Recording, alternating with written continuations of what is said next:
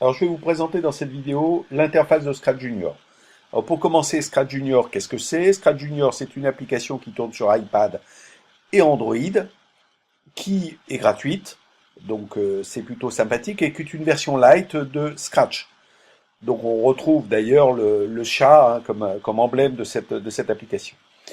Comment ça, l'interface, quand vous arrivez sur Scratch, la voilà. Vous avez trois boutons globalement. Premier bouton en haut à droite, la roue dentée qui vous permet de changer la langue, mais dans la réalité, vous êtes coincé puisque vous n'avez que le choix entre l'anglais et l'espagnol, donc on va rester en anglais. Vous avez une aide ici pour le petit livre qui est en anglais, mais un anglais qui n'est pas trop méchant, mais évidemment pour les enfants, c'est un peu gênant. Par contre, vous allez voir que ce n'est pas du tout gênant que ce soit en anglais, parce que Scratch Junior est vraiment simple et n'a pas du tout il n'y a rien d'anglais qui intervienne dans cette programmation. Donc, deuxième élément intéressant de Scratch Junior, c'est le point d'interrogation ici, qui vous permet d'avoir une petite démonstration de comment marchent les blocs si vous n'en souvenez pas. C'est ce que je vais vous présenter dans cette vidéo. Enfin, le dernier bouton, lorsque vous arrivez sur Scratch Junior, c'est la petite maison. On clique dessus et on arrive sur l'interface des projets disponibles sur la tablette. En l'occurrence, ici, j'en ai trois. Je vais en supprimer un parce que tant que je passe devant, je vous montre comment ça marche. Donc, je clique dessus et je rentre dans le projet. Mais si je reste le doigt appuyé, je fais apparaître une croix rouge. Je clique sur la croix rouge et ça fait disparaître le projet. Pour créer un nouveau projet, donc pour rentrer, vous avez compris, je clique dessus, ça rentre. Pour supprimer, je reste le doigt appuyé, apparaît la croix rouge, je supprime. Pour rentrer créer un nouveau projet, je clique sur la croix bleue et ça me crée un nouveau projet. Qu'est-ce que je constate? D'abord, je retrouve le chat de Scratch par défaut. Je peux changer ce chat, mais c'est pas l'objet de cette présentation. Là, je présente juste l'interface. Mais pour créer un nouveau lutin, on clique ici, on sélectionne son lutin et on valide.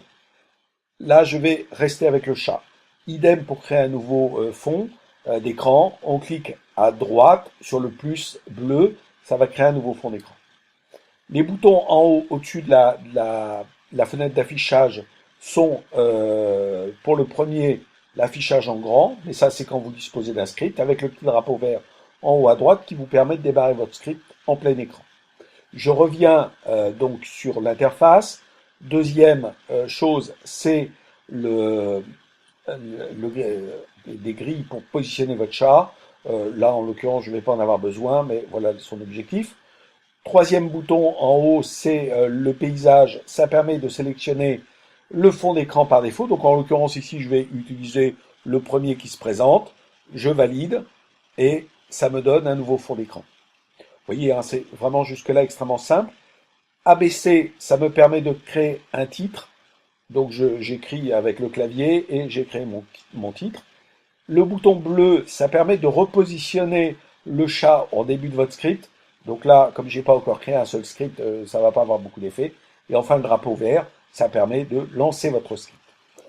Je passe à la partie basse de cet écran, c'est-à-dire là où on voit des blocs. On voit donc des blocs, en l'occurrence ici on a les bleus, mais je vais commencer par la première partie de blocs, c'est les jaunes. Le jaune, c'est les blocs de démarrage, de lancement de votre script. Donc il en faut obligatoirement un. Après, à vous de voir lequel sera le nécessaire. Le drapeau vert, c'est le bloc, je clique sur le drapeau vert, mon script démarre. Deuxième, alors vous voyez, hein, je prends le doigt et je le déplace avec le doigt et je le mets dans l'espace de script. Le deuxième, c'est un petit bonhomme blanc avec un doigt, ça va démarrer le script si je clique sur le lutin. Le troisième, ça va démarrer le script si le lutin rentre en contact avec un autre lutin. Donc, le chat rentre en contact avec une pomme, par exemple, et la pomme se met à faire quelque chose, à tomber ou à faire quelque chose. Donc, quand je veux supprimer un des blocs, je le remonte dans la barre et il a disparu. Les deux autres blocs, les deux derniers, sont une enveloppe ouverte et une enveloppe qui a l'air de s'éloigner. C'est lorsque vous voulez demander à l'autre lutin de démarrer. Donc vous avez le premier lutin qui son script tourne, vous souhaitez que le deuxième lutin prenne la main et que son script démarre. vous demandez au premier lutin d'envoyer un message en définissant la couleur. Donc, vous avez donc 6 messages possibles dans vos scripts. Donc, vous allez par exemple prendre la première, ou le rouge si vous voulez. Bon, voilà, par exemple le rouge. Le deuxième lutin va recevoir le message. Donc, pour lui dire d'accepter de recevoir ce message, vous prenez la même couleur, vous le mettez en rouge. Et quand il reçoit un message rouge, eh bien, il démarre son script à lui. Voilà, alors ça pour l'instant j'en ai pas l'usage, donc je le repositionne, je l'enlève dans la barre. Voilà. J'enlève aussi, alors cliquez sur le lutin, je garde le drapeau vert. Deuxième groupe de blocs, c'est le mouvement. Le mouvement, là en l'occurrence, on peut se déplacer vers la droite, donc voilà. On peut changer le nombre de pas qu'il va faire pour se déplacer, j'en mets 5. Et regardez, mon premier script, il est déjà actif. Hein, oui, très simple. Hein. Le chat se déplace de 5. Je peux dire au chat de descendre de je sais pas combien, par exemple. Voilà, il se déplace et hop, il descend. Alors, je ne sais pas si vous l'avez bien vu, je reprends, il se déplace, il descend. Vous voyez qu'il ne reprend pas sa position. Hein. Il se déplace, il descend, il reste là. Et il repart de là. Donc à un moment donné, il va arriver en bas de l'écran. Troisième élément, c'est la rotation. La rotation vers la gauche, rotation vers la droite. Donc, qu'est-ce qui se passe? Mon chat se déplace de 5 et il tourne. Et ainsi de suite. Et vous voyez qu'il reste toujours dans sa position très bancale, pas très sympathique. Donc pour le ramener dans une position normale, il faudrait lui mettre le dernier bloc qu'on a ici, qui est retour à ta position initiale. Voilà, il revient au départ. Donc là, votre script, à chaque fois qu'il va être relancé, il viendra au départ. Ça, c'est quand même important. Je le pousse et je mets le script qui me permet, hop, j'en ai déjà pris un, de sauter. Le chat va sauter, voilà, il saute, tout en étant de traviole. Il saute, et puis il se repose, il saute d'une hauteur de 2. Donc si vous voulez créer un jeu, par exemple, où le but c'est d'attraper quelque chose, vous faites sauter le chat. Donc ça, c'était la barre des blocs de déplacement. La barre violette, c'est le chat, le lutin, hein, qui, en l'occurrence, va pouvoir parler. Donc voilà, on va lui dire de dire bonjour. Donc là, en l'occurrence, il va dire bonjour, notre lutin. Hop, bonjour. Oups, c'est pas avec un T, c'est avec un R, c'est mieux. Donc accéder, voilà, on déclenche le script, s'il veut bien partir. Vous voyez le petit bouton rouge en haut, hein, qui me permet de l'arrêter. Alors vous l'avez pas vu parce que il est mal placé.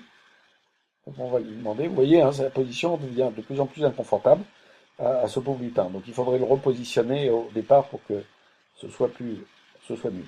Alors qu'est-ce que je peux faire d'autre? Agrandir mon lutin. Alors les 3 blocs qui suivent sont j'agrandis, je diminue. Donc si vous voulez par exemple le faire s'éloigner dans le paysage ou s'approcher de vous, ou alors je reprends une taille normale. Donc là je vais l'agrandir. Donc qu'est-ce qui va se passer? Mon lutin il continue indéfiniment à tourner.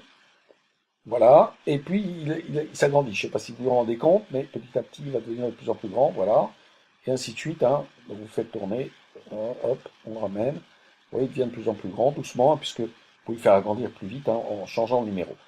Si je veux enlever un bloc au milieu qui me dérange vraiment, comment je fais? Je déplace le bloc qui est juste derrière, donc je vais enlever le bloc rotation. Hein, je me positionne sur le premier bloc, le bloc pour sauter. Je décale le bloc pour tourner, pour faire une rotation. Je le remets dans la barre. Hein, vous voyez, c'est pas la même couleur, mais c'est pas gênant. Et puis je referme tout ça en rapprochant les deux. Donc là, il tourne plus. Alors c'est gênant qu'il tourne plus puisqu'il a la tête vraiment en bas. Je pense qu'il va finir par avoir mal à la fin. Donc on va le remettre droit à la fin de ce script. Voilà. Et il repart à son état initial. Donc voilà pour les blocs violets. Il me reste quand même les 2 derniers qui sont importants. Celui qui permet de cacher un lutin. Donc si vous avez plusieurs lutins, vous en cachez un, vous voyez, il disparaît. Alors si vous redémarrez sans lui dire de reprendre, ben, il n'y a plus de lutin. Hein. Il se passe quelque chose, mais le lutin, lui, il a disparu. Donc même chose. Au début, on utilise le bloc bleu pour revenir à l'état initial, ou alors au début de notre script, on lui demande de s'afficher. Comme ça, il va se cacher. Voilà, il commence par s'afficher. Il tourne le script, et puis il disparaît. Ok? Donc il faut juste le positionner au bon endroit. Donc voilà pour les blocs violets. Bloc son, donc vous avez ou un bloc son prédéfini, ou alors vous pouvez enregistrer un son, apparaît un micro, et ça vous permet de vous enregistrer. Donc on va pas le faire ici, c'est juste pour vous montrer la partie son. Les blocs orange, alors qu'est-ce qu'il y a dans les blocs orange? Pas mal de choses tout à fait intéressantes. Donc, l'horloge, à l'horloge, ça permet de temporiser un script, hein, donc il va attendre avant de faire autre chose. Le bloc la main, il va s'arrêter. Le bloc, celui-ci, ça vous permet de définir la vitesse à laquelle le chat va se déplacer. Donc si vous voulez qu'il aille vite, ben vous prenez celui le plus à droite, et si vous voulez qu'il aille à la vitesse normale, vous prenez celui à gauche. Voilà, donc ça définit une vitesse, donc ça marche avec les blocs bleus. Et enfin, l'un des blocs les plus importants dans la programmation, c'est évidemment la boucle. La boucle là, regardez, je la prends, je la mets où je veux démarrer ma boucle. Hein. Je pourrais très bien la démarrer juste, je sais pas, au milieu. Mais là, je la mets au début. Il englobe l'ensemble. Alors le bleu, il n'est pas accroché, donc c'est normal qu'il ne voit pas. Et là, qu'est-ce qui va se passer? Il va démarrer, mon chat. Donc il saute, il dit bonjour, il se cache, il recommence et il va recommencer 4 fois. Donc si vous comptez, il va dire 4 fois bonjour, puisque vous avez une boucle de 4. Alors comme je ne le réinitialise pas, évidemment, la taille du chat grandit petit à petit. Enfin, le dernier groupe de blocs, c'est les blocs rouges. Les blocs rouges, eh bien, vous avez un bloc de fin de script. Hein. Il est intéressant de le mettre parce que c'est propre. Ça fait que le script va vraiment s'arrêter. Et puis le bloc de répétition. Alors ça, c'est un peu comme la boucle. La différence, c'est que la boucle est infinie. Elle ne s'arrêtera jamais. Il faudra donc vous l'interrompre avec l'objet rouge en haut de votre écran pour stopper votre défilement. Voilà, vous le stoppez, il est à nouveau vert. Si vous le relancez, vous repartez.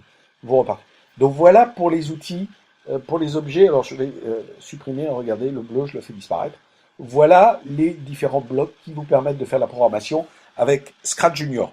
La prochaine vidéo va porter sur la création d'un script un peu plus élaboré avec deux lutins et l'échange entre ces lutins et le fond d'écran. Je vous remercie.